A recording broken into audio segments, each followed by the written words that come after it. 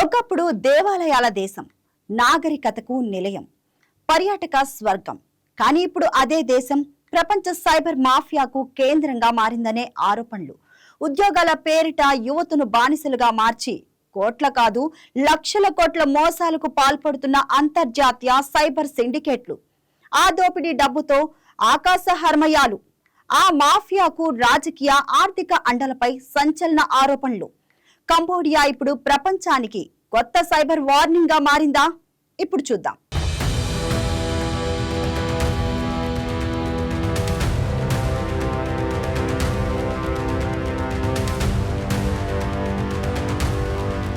ఘన చరిత్ర, భిన్న సంస్కృతులు, సుందర సముద్ర తీరాలు, రాజప్రసాదాల వైభవం, ఇవన్నీ కాంబోడియా గురించి ఒకప్పుడు వినిపించిన మాటలు.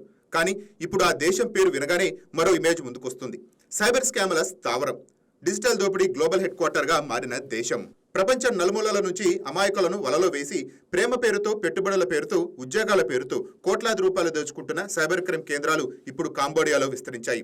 ఆశ్చర్యకరమైన విషయం ఏంటంటే ఈ అక్రమ డబ్బుతోనే రాజధాని ఫనాంపెన్లో ఆకాశ హార్మ్యాలు వెలుస్తున్నాయనే ఆరోపణలు కూడా ఉన్నాయి. ఇది సాధారణ సైబర్ మోసాల స్టోరీ కాదు, ఇది ఒక షాడో ఎకానమీ మిస్టరీ. మోసాల డబ్బుతో నడిచే ప్రత్యామ్నాయ ఆర్థిక వ్యవస్థ దందా. యుఎస్ ట్రెజరీ ఆంక్షలు ఎదుర్కొన్న సంస్థలే రియల్ ఎస్టేట్ నిర్మాణాల్లో ఉన్నాయన్న ఆరోపణలు ఈ వ్యవస్థ ఎంత లోతుగా వేర్లేసుకుపోయిందో చెప్తున్నాయి.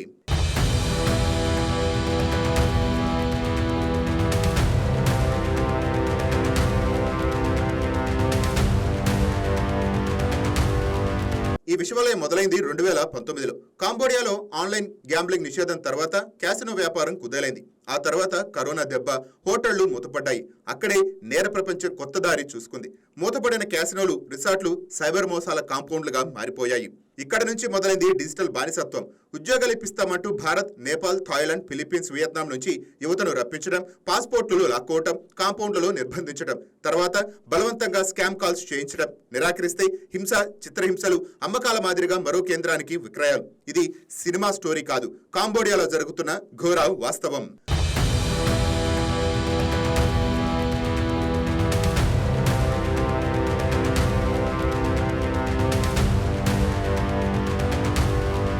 అమ్నెస్టీ ఇంటర్నేషనల్ అంచనాల ప్రకారం కాంబోడియాలో మాత్రమే 53 ప్రధాన సైబర్ క్రైమ్ కేంద్రాలు పనిచేస్తున్నట్టు తేలింది. మయన్మార్, లావోస్ కలిపి 3 దేశాల్లో దాదాపు 3.5 లక్షల మంది సైబర్ బానిసలు బాధించబడ్డారని అంతర్జాతీయంగా నివేదికలు చెప్తున్నాయి. ఈ మాఫియా స్థాయి అర్థం కావాలంటే లెక్కలు చాలు. ఏటా 50 నుంచి 75 బిలియన్ డాలర్ల వరకు ఈ నెట్వర్క్ కొల్లగొడుతోందని అంచనా. రూపాయల్లో చెప్పాలంటే 7 లక్షల కోట్లకు పైగా. ఒక్క భారత్ బాధితుల నష్టాలే 22,000 కోట్లకు పైగా ఉన్న అంచనాలు కలవరపెడుతున్నాయి. ఈ స్కామ్ల మోడల్ కూడా భయంకరమే. పింగ్ బచ్చరింగ్ స్కాములు, ఫేక్ ట్రేడింగ్ యాప్లు, క్రిప్టో మోసాలు, ప్రేమ పేరుతో మోసం, ఫేక్ ఇన్వెస్ట్మెంట్ ప్లాట్ఫామ్లు. బాధితులు డబ్బంతా కోల్పోయే వరకు వలలో ఉంచి చివరికి అకౌంట్లు ఖాళీ చేస్తారు.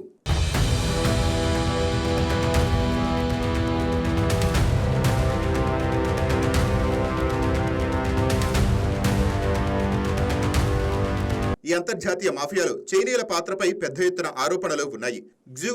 చెంజీ వంటి పేర్లు ఈ నెట్వర్క్ లో కీలకంగా వినిపిస్తున్నాయి. క్యాసినో వ్యాపారం నుంచి సైబర్ మోసాల వరకు వీరి ప్రభావం ఉందని పాశ్చాత్య దర్యాప్తు సంస్థలు చెప్తున్నాయి. చెంజీ నిర్మించిన వ్యాపార సామ్రాజ్యం, షెల్ కంపెనీల జాలం, ఆర్థిక లావాదేవీల ముసుగులో నడిపించిన కార్యకలాపాలపై వచ్చిన ఆరోపణలు ఈ నెట్వర్క్ సాధారణ నేరగాళ్లది కాదని సూచిస్తున్నాయి. ఇది అంతర్జాతీయ ఫైనాన్షియల్ క్రైమ్ ఎకోసిస్టమ్ గా మారిందన్న అభిప్రాయాలు బలపడుతున్నాయి.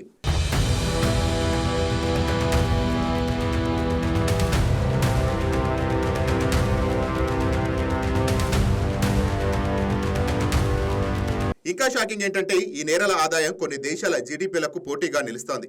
కాంబోడియాలో సైబర్ స్కామ్ సిండికేట్ల వార్షిక ఆదాయం దేశ జీడీపీలో 40% వరకు ఉందన్న అంచనాలు పరిస్థితి తీవ్రతను చూపిస్తున్నాయి.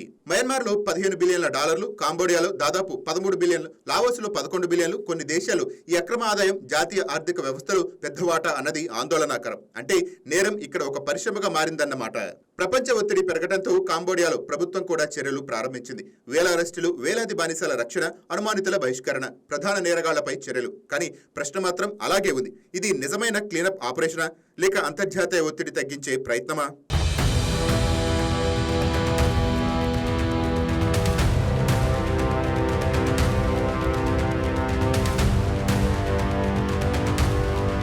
ఎందుకంటే నిపుణులు చెప్తున్నది మరో విషయం. ఈ నెట్వర్క్లు కేవలం కొన్ని భవనాల్లో పనిచేసే కాల్ సెంటర్లు కావు. వీటి వెనుక మనీ లాండరింగ్, క్రిప్టో ఛానల్స్, రాజకీయ రక్షణ, కార్పొరేట్ లింకులు అన్నీ కలిసి భారీ మాఫియా ఉంది. ఇక భారత్కు ఇది పెద్ద హెచ్చరిక. ఎందుకంటే భారతీయులు పెద్ద ఎత్తున ఈ స్కామ్ల బారిన పడుతున్నారు.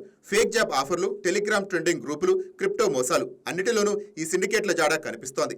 సైబర్ మోసాలు ఇప్పుడు ల్యాప్టాప్ ముందు కూర్చున్న మోసగాడి పని కాదు. ఇది ట్రాన్స్నేషనల్ ఆర్గనైజ్డ్ క్రైమ్, డ్రగ్స్, ఆయుధాల మాఫియాల తరహాలో డిజిటల్ మాఫియా.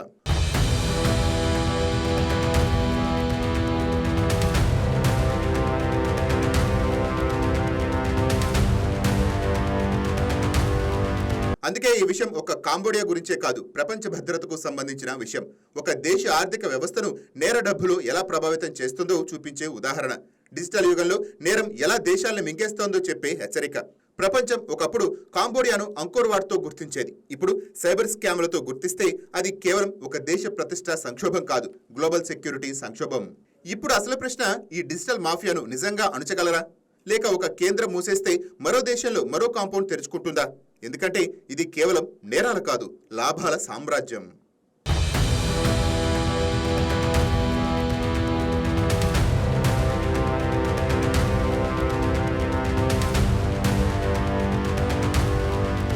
క్యాసినోల నుంచి కాల్ సెంటర్లకు, గ్యాంబ్లింగ్ నుంచి గ్లోబల్ స్కామ్లకు కంబోడియా మార్పు ప్రపంచానికి ఒక వార్నింగ్.